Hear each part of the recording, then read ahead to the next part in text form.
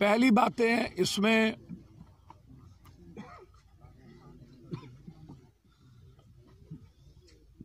इतनी बड़ी घटना घटित हुई। पुलिस वैसे हमेशा लापरवाह रहती है और मुझे लगता है कि पुलिस पदाधिकारी और नेता, तीन आदमी का नेक्सस है इस बिहार में, जिसके चलते हालात दिनों दिन बहुत खराब स्थिति की ओर जा रही है। बालू माफिया, उसमें भी पदाधिकारी नेता का पैसा। जमीन की दलाली, उसमें भी पदाधिकारी नेता और माफिया का पैसा। फोकलैंड, पदाधिकारी नेता का पैसा। हैबा, पदाधिकारी नेता का पैसा। पुलिस मेंस एसोसिएशन के अध्यक्ष जमीन की दलाली करेंगे। दरोगा मेंस एसोसिएशन के अध्यक्ष जमीन की दलाली करेंगे। सुशासन बाबू या विपक्ष 1.5 किलोमीटर पर राजेश गुप्ता और अमित गुप्ता का किडनैपिंग हो गया। 1.5 किलोमीटर पर विपक्ष भी है, सत्ता पक्ष भी है। दोनों आदमी को फुर्सत नहीं मिली उस 3 मासूम बेटियों के पिता के बारे में। दुनिया को पता है कि एक दबंग मुखिया के भाई ने किडनैप करवाया, लेकिन उसको टॉर्चर नहीं किया गया। आज सुबह सिटी में एक मर्डर हो गया। रामप्रवेश राय एक्स एमएलए के बेटा का छपरा में 2 बजे मर्डर हो गया। अंशु, एक 16 साल का लड़का को कल मूड़ी काट के, पैर काट के, गुप्तांग काट करके फेंक दिया गया।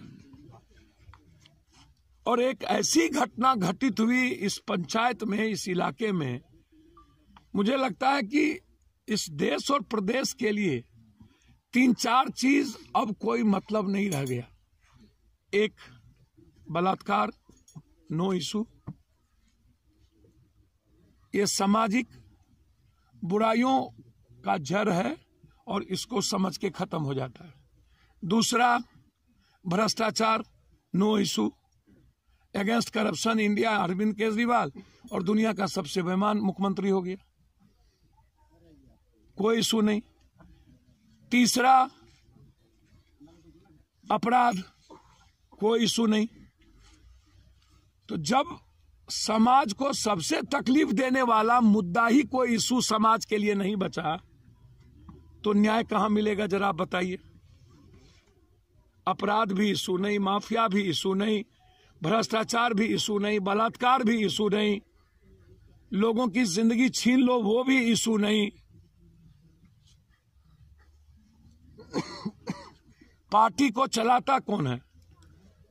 5 करोड़ 10 करोड़ रुपया एमएलए बनने के लिए लोग लूट के लाते हैं और आप उसी को वोट देते हैं, उसी माफिया को, जमीन के माफिया को, बालू माफिया को।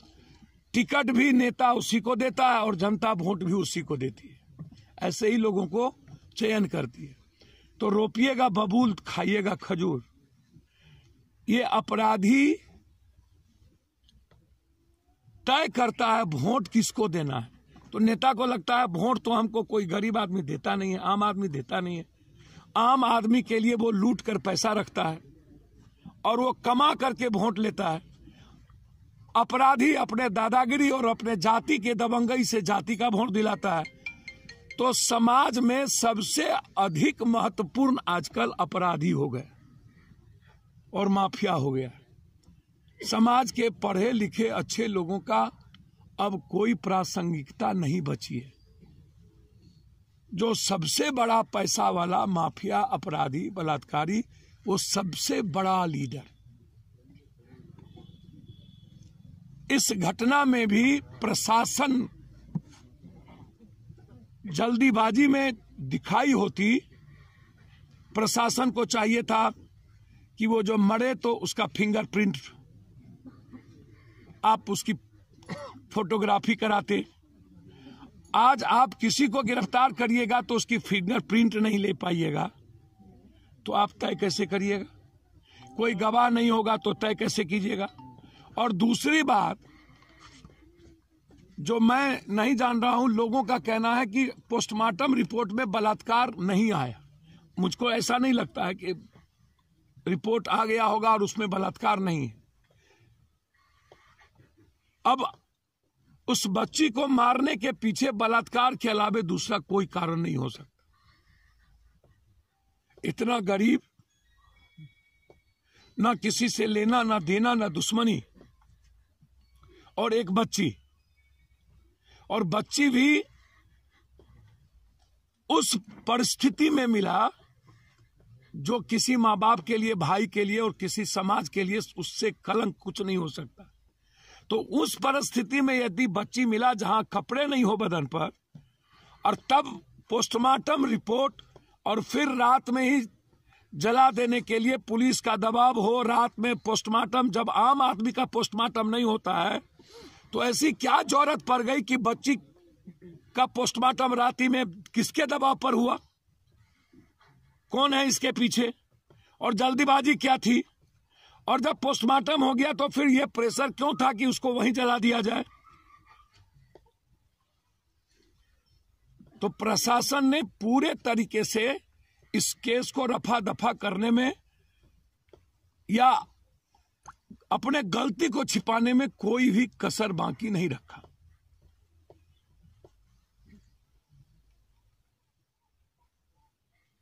अब मेरा अनुमान है इस घटना में एसआईटी, जो जिला की एसआईटी है, वो जांच से कोई फायदा नहीं। या तो आप पटना से एसआईटी गठन करें, जब तक कोई रिलेशन नहीं होगा तब तक इसमें सजा नहीं होगी। 6 महीने के अंदर एसपीडी ट्रायल हो इसका, और पॉस्को एक्ट लगना चाहिए। बच्ची मेरे ख्याल से 13-14 साल की होगी, 14-15 साल। पॉस्को एक्ट लगनी चाहिए और उस एक्ट के तहत यह केस होना चाहिए। इस परिवार को सरकार मुआवजा भी दे, जांच हाई लेवल पर हो, और हम समाज से कहेंगे ऐसे लोग, जो लोग ऐसे इन्वॉल्व हैं, उसको चिन्हित कर बहिष्कार हो। हमारी लगातार बातचीत एसपी से, डीजी से हो रही है। हमने मुख्यमंत्री से इन 2-3 घटनाओं के बारे में मुलाकात करने का समय मांगा है। 2 दिन के अंदर यदि समय मिलता है तो हम इसकी जांच बड़े लेवल पर कराने की मांग करेंगे। तत्काल हम अपनी पार्टी की ओर से इस परिवार को, इस माँ बाप की मदद के लिए 25,000 रुपया इसके अकाउंट में हम पार्टी की तरफ से मदद करेंगे। लेकिन इस लड़ाई को हमारी पार्टी, हमारे नेता, यहाँ सभी लोग आए हुए हैं, सारे लीडर, और गहरी चिंता है। हमारे सारे लीडर गुरबा से चुनाव लड़े थे, सभी लोग यहाँ मौजूद हैं। पीछे में गया के सभी साथी आए हैं, और कल भी धरना थी। लगातार हम लोग इस मुद्दे के लेकर लड़ने में कोई पीछे नहीं रखेंगे। इस लड़ाई को हम अपनी बेटी की तरह लड़ने का प्रयास करेंगे। हम चाहेंगे कि समाज में कोई ऐसा उतावलापन बात ना हो जो गलत बच जाए और सही आदमी फंस जाए। सही आदमी बच जाए, गलत आदमी फंस जाए। इसीलिए सही आदमी को किसी भी कीमत पर निकालना चाहे, और हम चाहेंगे इस सही आदमी को निकालने में मेरा एक अंतिम बात है कि समाज कोऑपरेट करे प्रशासन को या पप्पू यादव। हमें गुप्त में भी हमारे फोन पर कोई नाम तक बता दे, हम उसको उजागर करेंगे। हम मुख्यमंत्री को नाम देंगे और हम प्रेस में उसके नामों को उजागर करेंगे पूरी गंभीरता के साथ, और उसको नहीं बख्शेंगे। लेकिन मुझे नॉलेज में मिलना चाहिए कि ये इन्वॉल्व है, और ये नॉलेज में यदि पप्पू यादव को मिल गया ये इन्वॉल्व है तो उसको भगवान भी नहीं बचा पाएगा। ये मैं आपको बहुत क्लियर कहता हूं। इसीलिए ये लड़ाई हमारी है। हमारे नेता आएंगे और इन परिवार को 25,000 रुपया मदद करके या इनके अकाउंट में डालें। ठीक है, धन्यवाद। क्या यहाँ के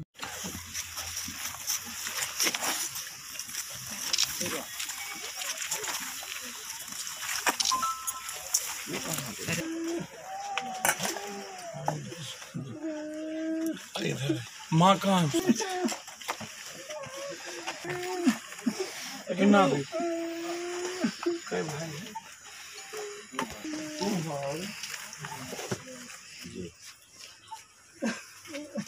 पब्लिक थोपती है, हर चीजों को जातीय नजरिए से देखती है, बस वही उसी हर चीजों को उन्माद करती है। हाँ।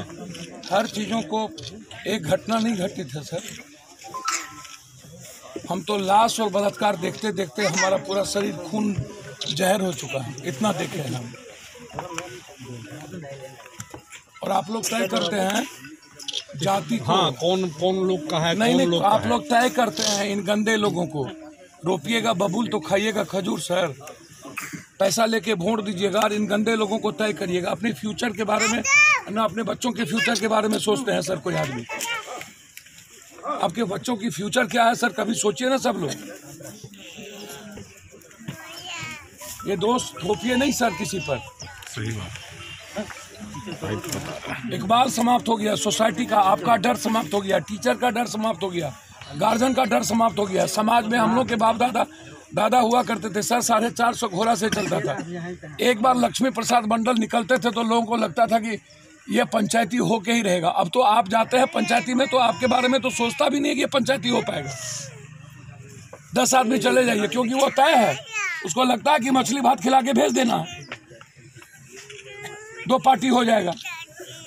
पहले पंचायत का मतलब हुआ करता था कि इसको करो, अब वो स्थिति नहीं है। यह कंट्री सर 300 साढ़े 300 साल मुगल ने राज किया, आप क्रांति नहीं की।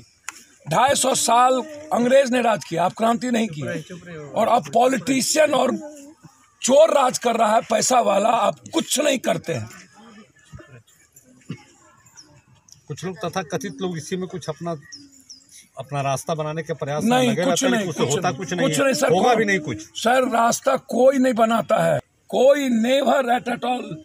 Everyone politician are corrupt and criminal. Right. जिसके भीतर इंसान के प्रति वफादारी ना हो, सम्मान ना हो, जो मूल्यांकन करता हो जाति धर्म मजहब के आधार पर, और यह सुनना भी लोग यही पसंद करते हैं।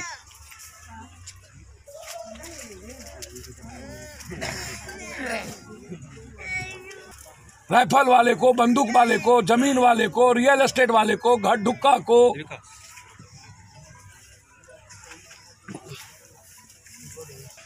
हम नीतीश कुमार के खिलाफ 9 दिन पटना बंद किए थे, एमएसपी जब लाया गया था। एक आदमी सपोर्ट नहीं किया था सर, नानी चना चबा दिए थे, वापस नहीं कर सके। और आज भी आपके बच्चों को लगता है कि ये मेरा स्टेटस सिंबल है, मैं खेती कैसे करूंगा। पंजाब को लड़के 4 बजे तक खेती करता है और 5 बजे के बाद अपनी भाई, अपनी बहन, अपनी बेटी के साथ बरिस्ता में, कोस्टा में जाकर के कॉफी पीता है। वो जिंदगी जीता है। आप जिंदगी जीना नहीं जानते, वो जिंदगी जीना जानता है सर। उसके हर घर में एसी होता है, हर बच्चों को गाड़ी होती है। और आपके बच्चों को लगता है कि मैं खेती, उसको ठग लो, उसको लूट लो, उसके घर ढुक जाओ, वो मजे ले लो, जात पात कर लो, उसको गरिया दो, ये ना। आपके यहाँ धान डंप है, 600-700 रुपया से ज्यादा क्विंटल नहीं मिलता। 92% किसान नहीं है यहाँ बिहार में। सीमांत है, या तो बटेदार है, या तो दहाड़ी मजदूर है, या बंधुआ मजदूर है, या तो खेत में। इस गांव में हमको दिखा दीजिए तो 2 रूम से ज्यादा है, 1 रूम से ज्यादा किसके पास है, कितने लोगों के पास है?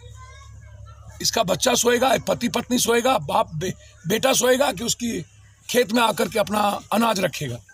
दरवाजे आते आते अपने अनाज को वो बिचौलिए के हाथ बेच देता है, क्योंकि उसको अपने बच्चों के लिए, अपनी बेटी के लिए कपड़ा भी लाना है, उसके पत्नी के लिए दवाई भी लाना है। नहीं हो पाता है सर। एक घटना थोड़ी घटी है, गया में मिनिमम 40 से ऊपर मर्डर में हम आ चुके हैं। हर छोटी बड़ी घटना में हम आ चुके हैं 6 महीने 7 महीने के अंदर।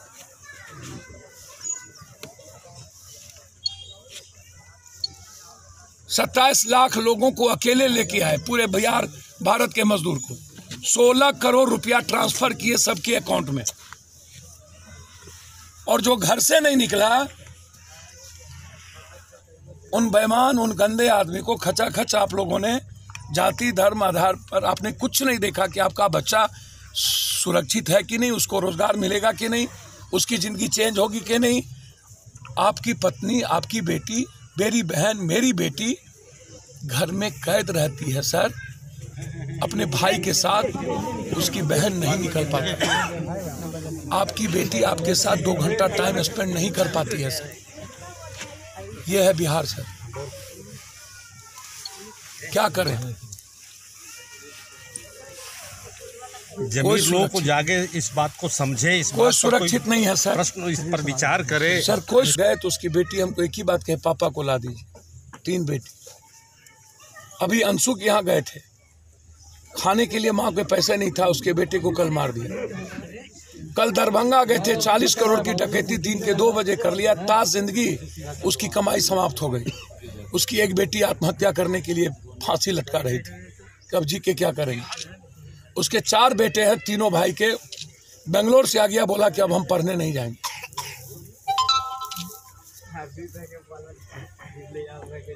बस गंदे आदमी को जीने की इजाजत है बिहार में।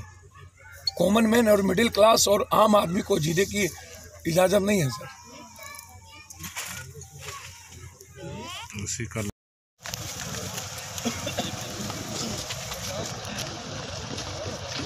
चलिए आगे चलिए आगे चलिए सर।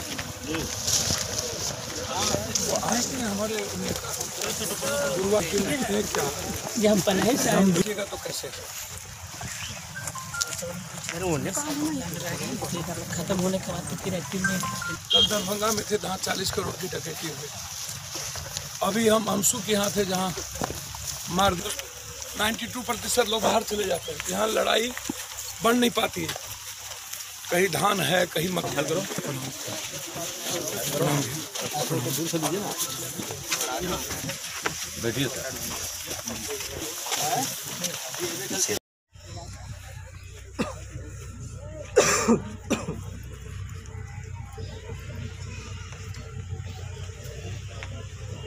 ये तो हाथरस के जैसा ही घटना हो गया यहाँ तो, जिस तरीके से हाथरस वाली घटना है ये तो एकदम। साक्ष्य को छुपाने के लिए जल्द से जल्द पोस्टमार्टम करके ये लोग रिपोर्ट दे करके, प्रशासन पे तो बिल्कुल कार्रवाई होनी चाहिए, उसकी तो मांग करेंगे हम लोग। ये तो